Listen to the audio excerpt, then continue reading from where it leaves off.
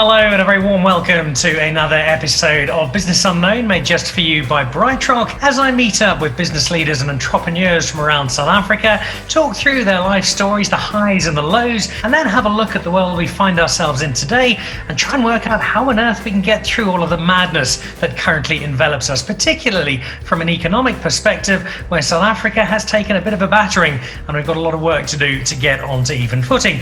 And my guest today is somebody who's assured me he can fix everything quite simply by the end of our interview, so I'm looking forward to seeing how that plays out. He's someone I've known for a long time. He's a good friend of mine. He's somebody who started in a very different world to the one he now inhabits, but is now a CEO, a chairman, an executive, and somebody with a great passion for sport. So someone I'm really looking forward to catching up with, just not in South Africa, because we find him in a slightly different part of the world. Before I tell you where, though, let me introduce the chairman of MultiChoice, amongst many other titles, and a good mate of mine, Imtiaz Patel. How are you? Hi Dan, how are you? Nice to see you after a long time.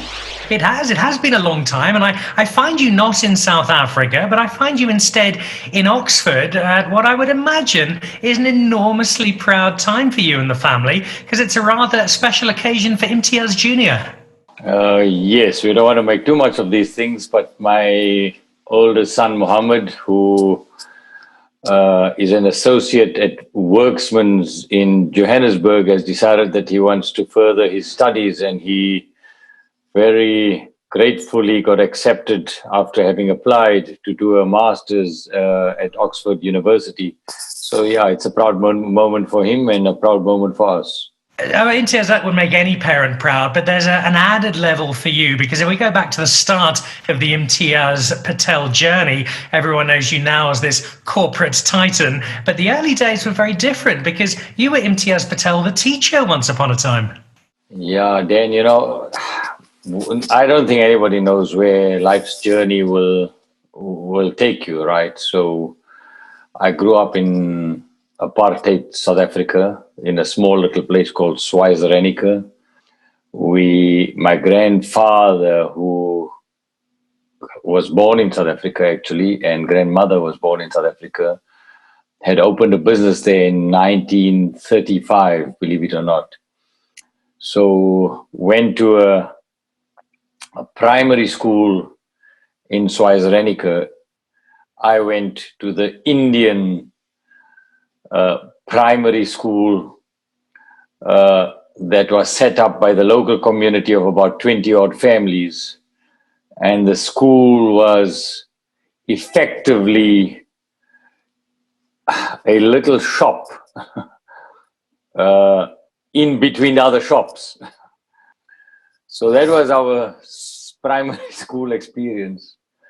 And obviously we couldn't play sport for the town, and yeah, it was a very difficult, I guess, a dark time in the life of South Africa and in the life of many millions of people who had dreams and aspirations and just wanted to be normal, I guess, and then ended up in a high school, a so-called colored high school in Kimberley, because my father's friend lived there, and he said, don't worry, I'll accommodate you. So we couldn't go to what you call boarding schools and things like that, and then ended up at Wits. And then it was a time of deep political turmoil in our country, and me not being a real, how shall I say, a political person, found the need to still want to do something to help shape our country, or do something for our country, or make some contribution. So I ended up making a choice to go and teach in Soweto in 1988 at the so-called private school, which by then had not been private. So that's the environment in which we grew up in, just for some context. The passion for teaching and the passion for cricket kind of converged, because it was that path that led you into first cricket and then into the broader space that you're in now. How did that journey work for you, from moving out of teaching and onto the path that took you to where you are today? My father represented non-white South Africa in cricket. He played in many tournaments with the late Basil de Oliveira, and everybody knows Basil de Oliveira's story, and he ended up playing for England, etc., etc. And so he was regarded as one of the better cricketers. In fact, apparently at the same time that Basil went to England, they were thinking about collecting money and sending him, etc., etc. So there's a cricket pedigree and a cricket history, and cricket is in our genes. And what happened was, when I was teaching in Soweto, Ali Bacher had started the cricket development program, taking cricket into the townships, into underprivileged areas. So I used to teach in the morning, and I joined him coaching in the afternoons in this cricket development program in Soweto at various schools. For 3 years, I taught in the morning, sold biscuits out of the boot of my car during the breaks. And then I used to coach for Ali in the afternoon. So I used to go from school to school in the townships in different afternoons, spending 3-4 hours coaching in the afternoons. And then in 1991, I joined him full time to run the cricket development program together with Kaya Majola and Hussein Ayub. And there were heady times, because that's the time when cricket unity happened in 1991. And there was this idealistic, passionate time about South Africa and Mandela and what we can do. And we were going to have this beautiful society where everybody was united and everybody was equal, and there were going to be opportunities for everybody. But there were truly heady times, because we had these international tours, we had the development programs, every company was coming in to fund the programs. We launched mentorship programs, we built facilities in the townships. They were heady days, seriously heady days, and special days and unique days. And often, sometimes when you look back, maybe a bit naive, but there's a great power in naivety. When you look back at those days, when you look at the general feel of a rainbow nation in its formative years, and then you look at South Africa today, which faces some really difficult times, some great challenges.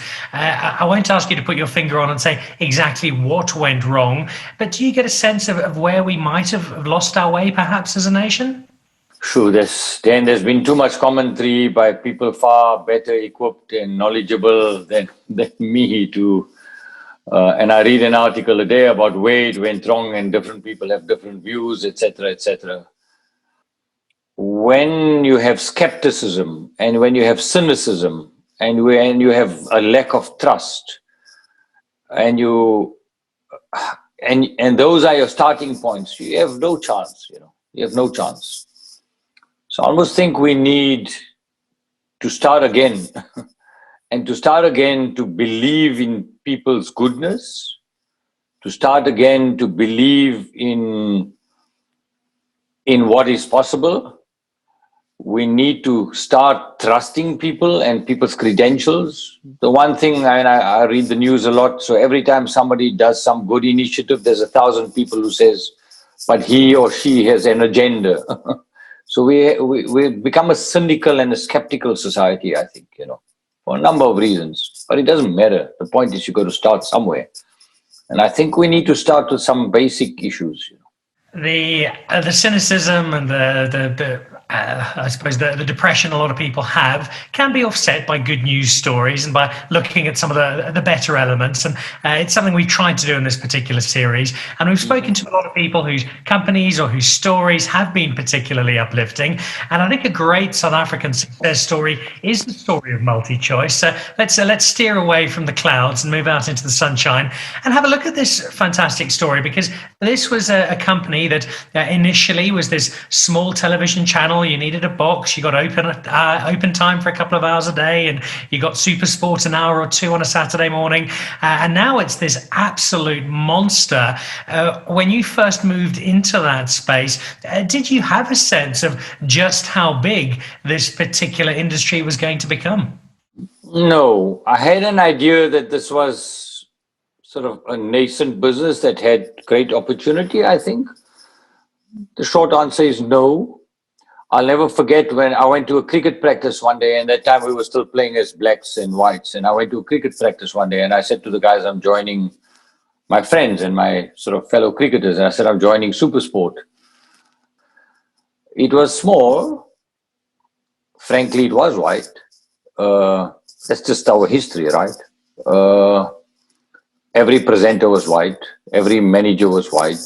99.9% of the people were white.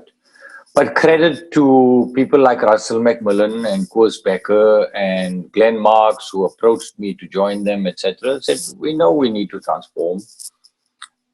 We've identified you as somebody, because I used to negotiate with them. I used to be with Cricket South Africa, doing professional cricket, and I used to negotiate with Ali Bakr the rights for them. So we learned to develop a trust and a relationship, and when we fought on commercial issues, etc. And the question is, we can complain about life, but what do you do in your circle of influence? So I joined. I could be cynical and skeptical, or I said not join, etc. But I joined, and hopefully one then goes with an attitude of saying, what difference can I make? What difference can one make?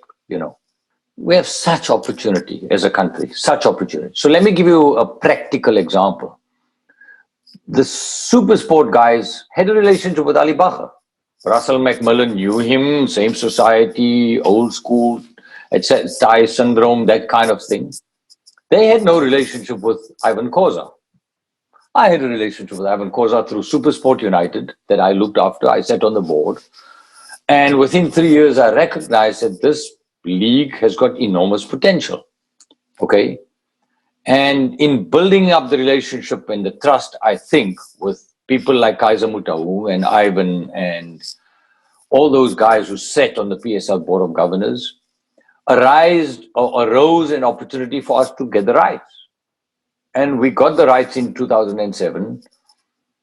And I think why? The question is, could my ex-white colleagues have had the kind of trust relationship to be able to do such a deal?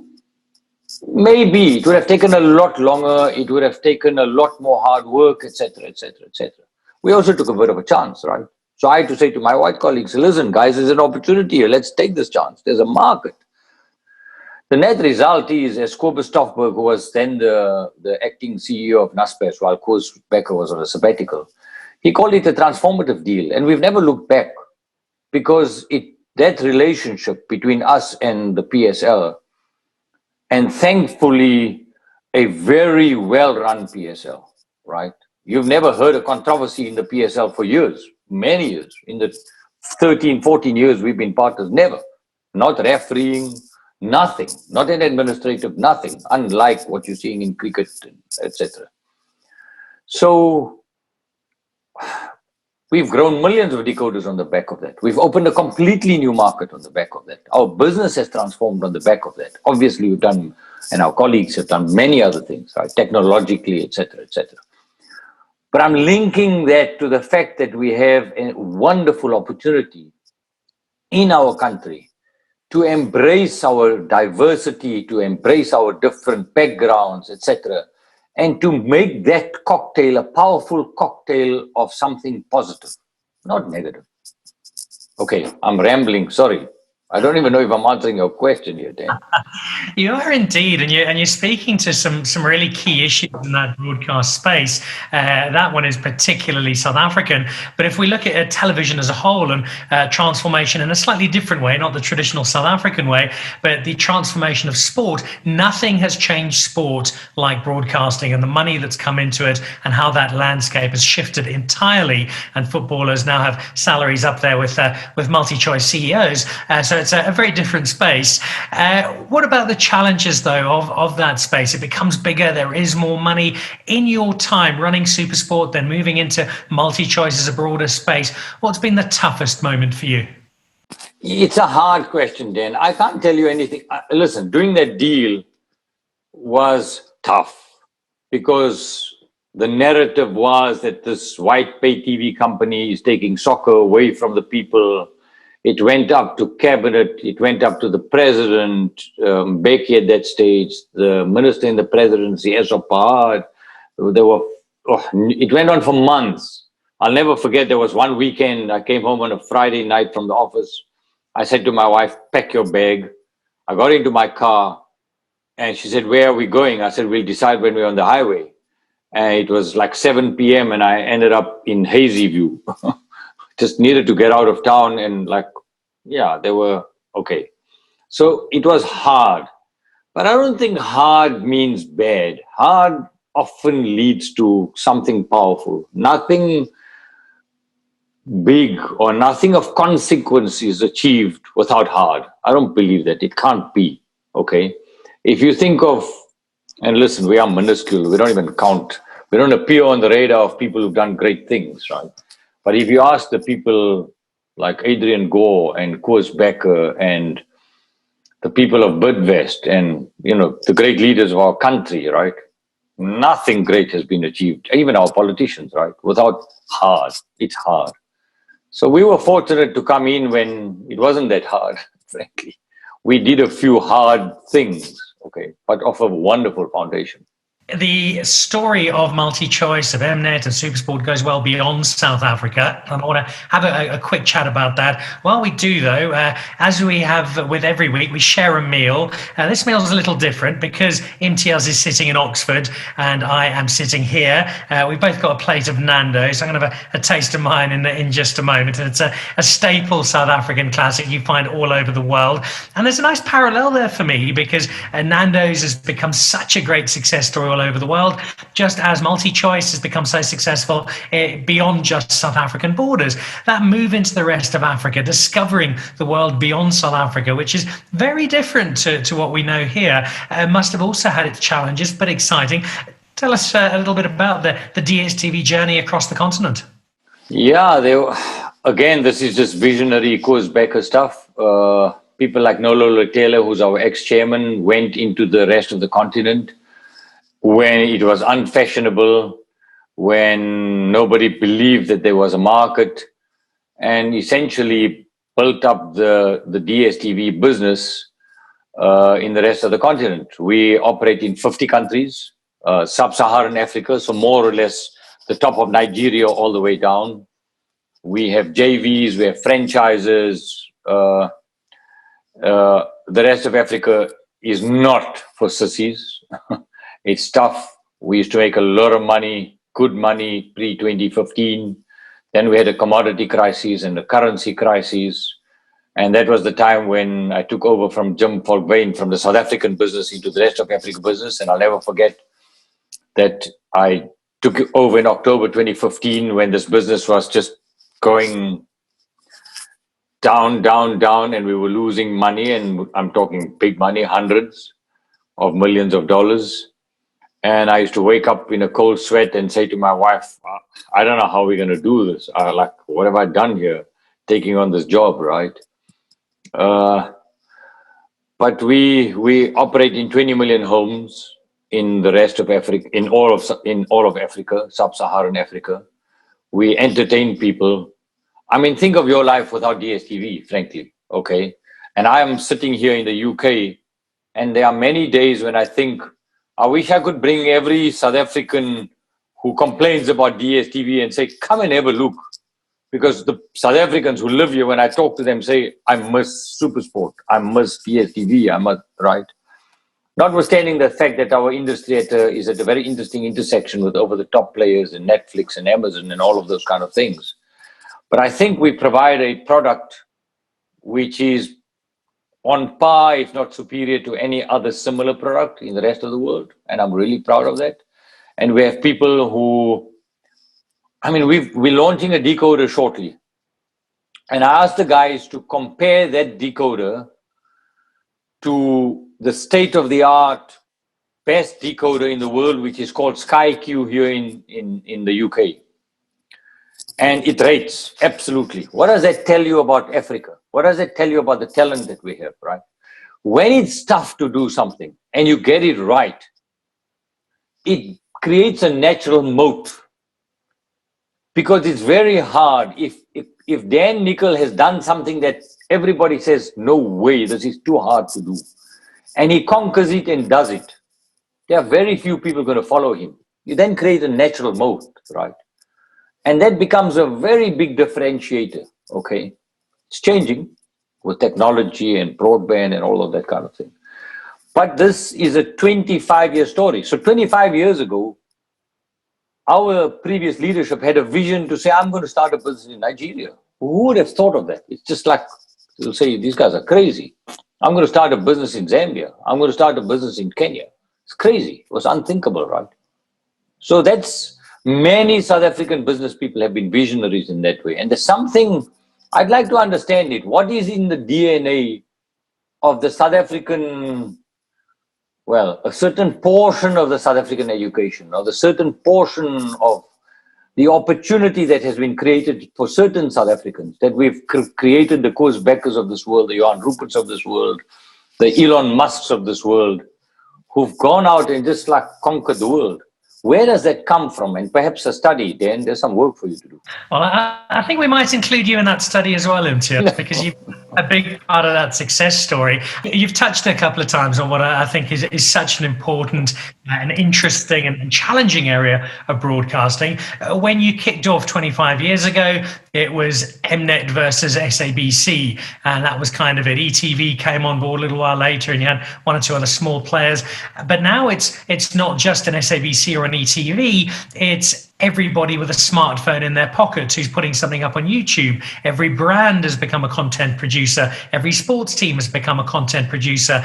It means that for me as the consumer, I've got so much choice. But for you as a multi-choice platform, you've now got challenges coming in from all over the place in all sorts of different ways. How do you approach that sort of challenge as a company? And how do you stay agile as such a big company to deal with what are often very small opponents or competitors trying to take just a little bit of your market here and there? Yeah, I know it's a great question, and something that occupies our mind plenty. And I was meeting with my Sky colleagues last week, and it's a question occupying everybody's mind in the world. Now, firstly, let me say, I wish our regulators would recognize that, because they still think that those people are not competition. They are serious competition. You've got YouTube, you've got Netflix, you've got Amazon, you've got Disney Plus, you've got Hulu, you've got a million other people, Peacock, you've got, and everybody, and some local players like View, etc., etc., etc. Can we reinvent ourselves is the big question. Can an organization that has been immensely successful disrupt itself is the big question. Can we embrace the new? Can we say that this thing that's wonderfully successful and profitable, we're happy to disrupt it and go into a new world, okay? The will is there, the commitment is there, the DNA is there. In many ways, it's the how. It's a challenge faced by every broadcaster in the world, absolutely in the world. But executing on that, building on that is, and by the way, broadband is a long way off, proper broadband in Africa, frankly, unfortunately, but a long way off. So we have a long runway. We currently have 20 million customers. The market is probably 50 million customers who can afford our products, okay? Long runway, okay? We need to capture that and capture that really quickly. I want to go into the future in just a moment as a closing question, but before I do that, a penultimate one. Do you have a slightly more personal nature? We know a very special time for your son this week. You've also referenced Mrs. Patel on a number of occasions. You've got this incredible job that sees you travel the world. You run this massive organization, working with MultiChoice, a lot of work with Naspers. How important has it been to have that family life, to have your wife, to have people around you who've given you a sense of balance, who've reminded you that there is more to the world than just this business empire that you're part of?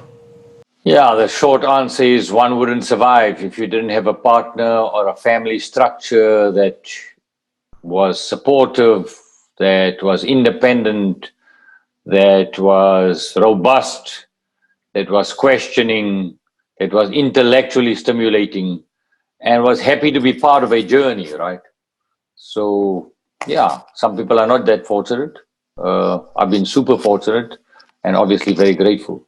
You'll have that support and you'll need that support over the coming years because you've already spoken of the challenges that your platform has, but you've also spoken about how anything hard can lead to great opportunity. And I think that's going to be the case for the MultiChoice and the DSTV platform.